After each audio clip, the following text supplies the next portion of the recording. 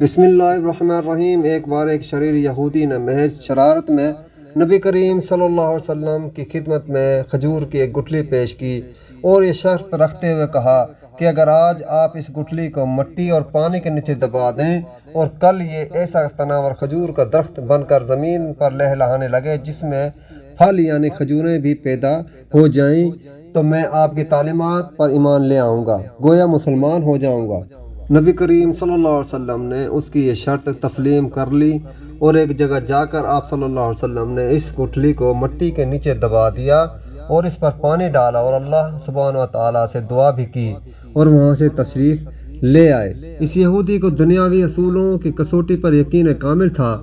کہ ایک دن میں کسی طرح بھی کھجور کا درخت تیار نہیں ہو سکتا تھا، لیکن نبی کریم صلی اللہ علیہ وسلم کی ذات اقدس کی روحانیت اور آپ کا اعتماد اس کے دل میں کھٹک اور خدشہ پیدا ضرور کر رہا تھا کہ کہیں کل ایسا ہو ہی نہ جائے کہ کھجور کا درخت اگ جائے اور اسے ایمان لانا پڑ جائے۔ اس نے اپنے اس وسوسے کو دور کرنے کے لیے پھر دنیاوی اصولوں کی مدد لی اور شام کو اس مقام پر جا کر جہاں کھجور کی گٹھلی نبی کریم صلی اللہ علیہ وسلم نے بوئی تھی اس کو وہاں سے نکال لیا اور خوش واپس آ گیا کہ اب اس کھجور کا نکلنا تو درکنار کھجور کے درخت کا نکلنا ہی محال ہے، لیکن وہ نہیں جانتا تھا کہ جب معاملہ اللہ سبحانہ تعالیٰ اور اس کے رسول صلی اللہ علیہ وسلم کے درمیان ہو تو دنیاوی اسباب بے معنی ہو جاتے ہیں۔ اگلے دن نبی کریم صلی اللہ علیہ وسلم اور وہ یہودی مقام